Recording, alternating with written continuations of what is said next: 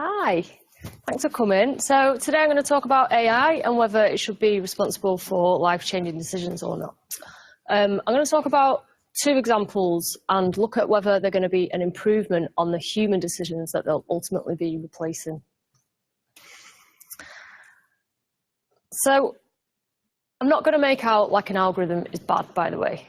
So it's how we interact with them that makes them good or bad. An algorithm used to deploy missiles is now used in our sat-navs, and an algorithm used to play pop music is used as a torture device. So it's totally how we use it. The code's the same, it's how we use it that makes it good or bad.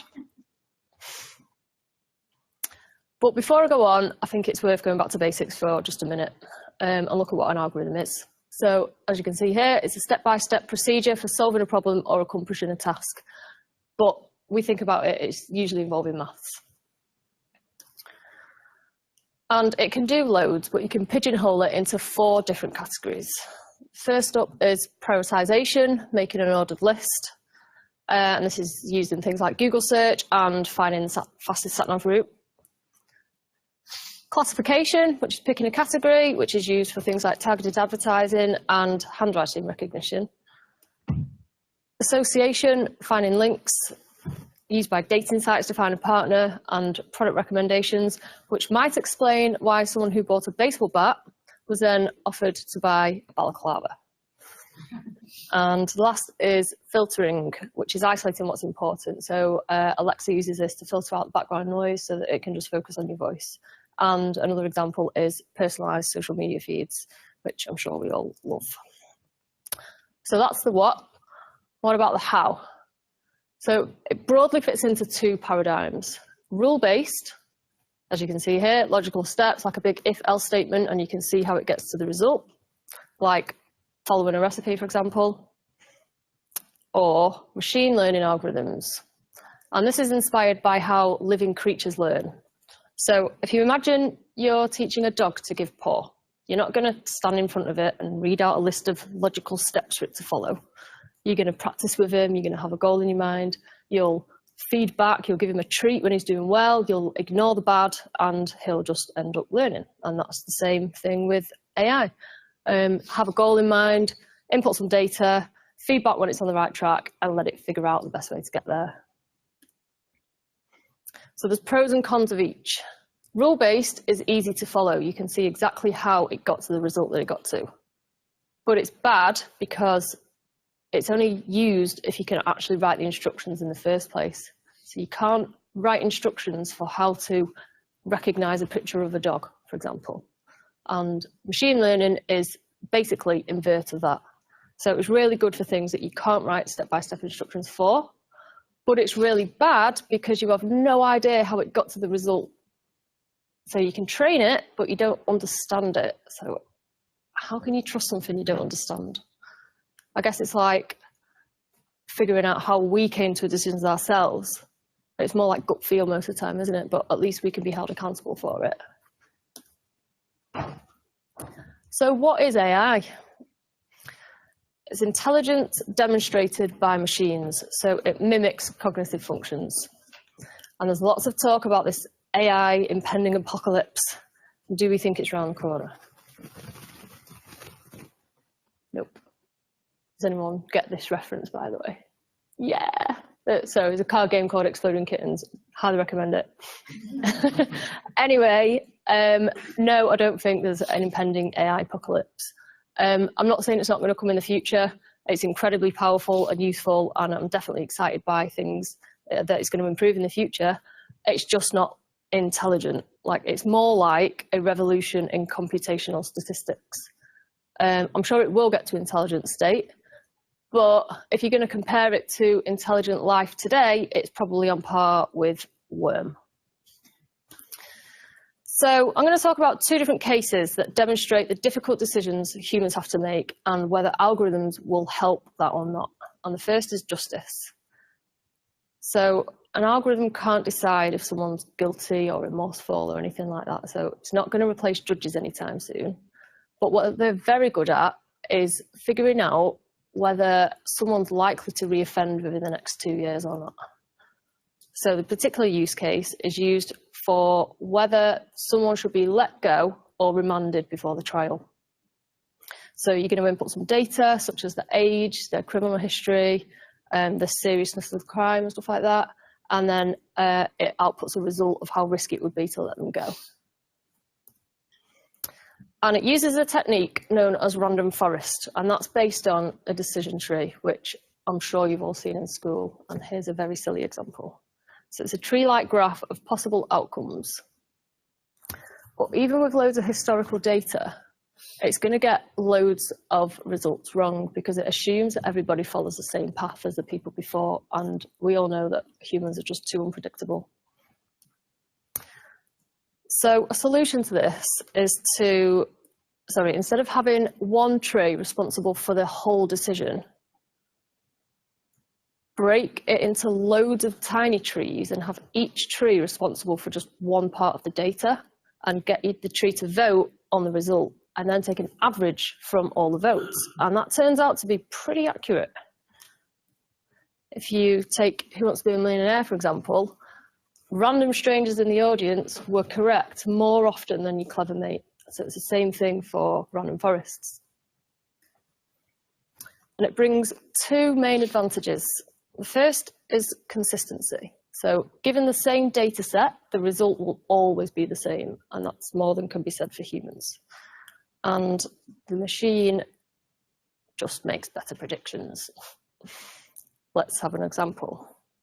So it's a pretty hard thing to test, really, but a study was done retrospectively of 400,000 people that were let free before the trial, and that means that the judge deemed them low enough risk to let them go in the first place. Sadly, 56% of those were no-shows. Get my mouse out of the way. 65% went on to re-offend, including crimes such as rape and murder. And the algorithm saw it coming.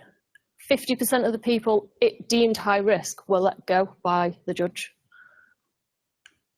Obviously, it can't be 100% because we're too impulsive for that, but it's pretty accurate up to now. And at the end of the day, the algorithm's looking for someone, whether they're good or whether they're bad, right? And it can go wrong with both of these examples. It can either have false negatives, which falsely identify someone as low risk and letting them go free, and we've seen the impact that can have, and false positives, which is falsely identifying someone as high risk and keeping them in prison, even though there was no need. But because it can go wrong, just how much weight should the algorithm have in deciding someone's fate? So an example was 2013, a guy called Paul Zilli was arrested for stealing a lawnmower, which you can probably agree is not the most serious crime. So he agreed with his defence team he was going to get a pretty light deal, and everyone expected when he walked into the court that the judge was just going to accept it and move on with their lives. But the judge had used an algorithm the day before called Compass, and that's used to predict whether someone will reoffend within the next 2 years, and it deemed him high risk for violent crime. So the judge overruled the decision and sentenced him to 2 years in prison, even though the algorithm was ever only admitted to be 70% accurate. So 1 in 3 times it's incorrect, and the guy got sent to jail for 2 years. And there's no way of knowing if it was correct or not because he was in prison. Like, you can't prove it wrong. Like, how do you ethically test something like that? So are humans better? Nope. We're biased. We're not capable of assessing complicated decisions that involve lots of factors. We're not consistent, and even worse, we're harsher depending on the factors. So a study was done and judges gave out harsher sentences if their favourite football team had recently lost, or it was just before lunch, or if they're giving out too many not guilty verdicts in a row. So you can see both are flawed. What we need is a way to use them both together and get the benefits of both, but make sure that the algorithm is fully understood, regulated and free from biased data. Just grab some water.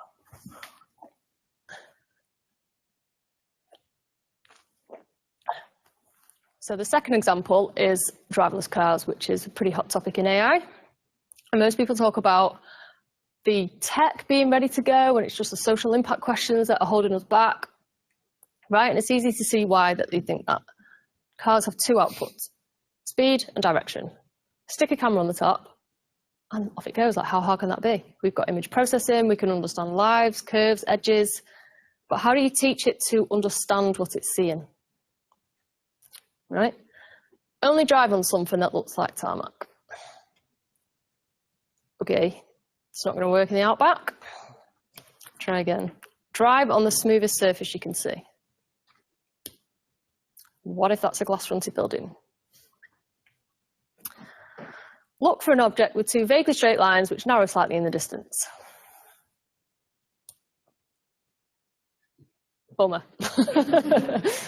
So a big problem is that cameras can't infer distance or scale, which is why we can thank it for having pictures like this. There's my daughter. So introduce technology that can, right? Stick a laser on it so it can judge distance, use LiDAR, which is used for light detection and ranging. And now the car has enough information, so it should know what to do, right? As long as they can all agree.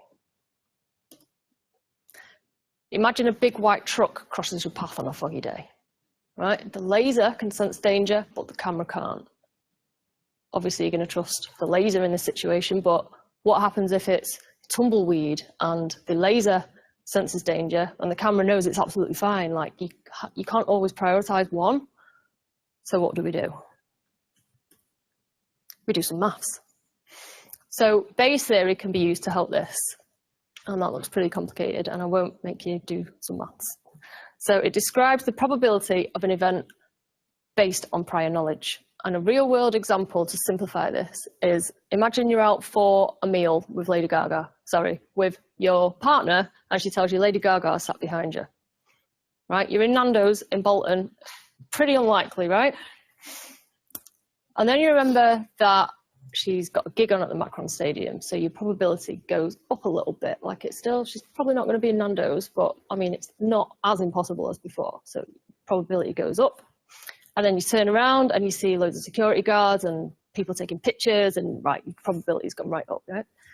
So it's a way to update your belief based on the evidence, and this is what a car does to figure out what's around it and like, what should it do? Plus, you've got all the social questions, like if a family crosses in front of you, the only way to avoid it is to swerve, causing instant death to the passengers. Like, who should it be programmed to save? Save the family, right? But how many people are going to buy a car knowing it values your life less than theirs?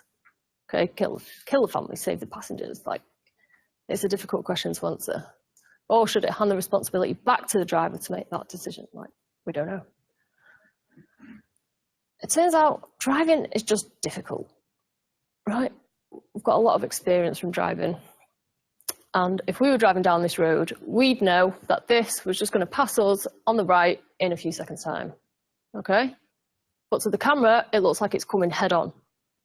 How do you teach a car not to panic, but not be complacent in case it is actually coming towards us head on? It needs to know to be more alert if there's kids on the road, if it can hear an ice cream van or anything. It needs to know that actually it's allowed to break the rules if it's sat at a traffic light and an emergency car's behind it. And how do you stop it getting bullied? We've got automated cars on the road. You just step out, the car is programmed to stop. People will just be jaywalking everywhere. And cyclists will just ride four abreast as slow as they want with no temptation of road rage or anything. I just don't see how they're going to fit into the roads that we have.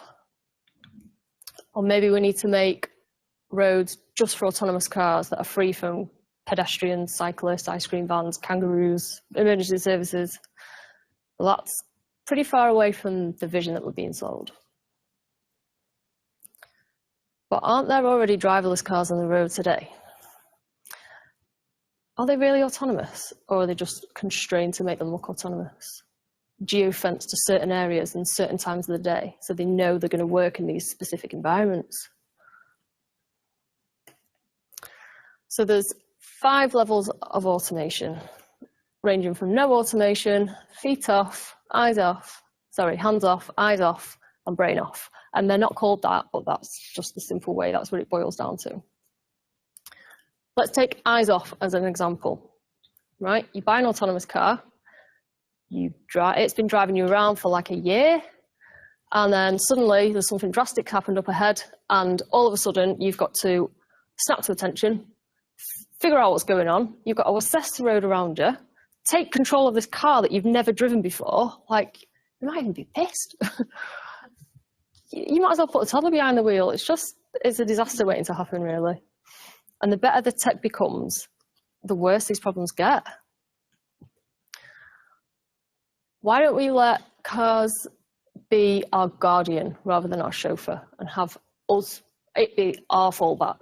So if we get too close to a car in front, then it takes over, rather than us being their fallback, which seems pretty risky.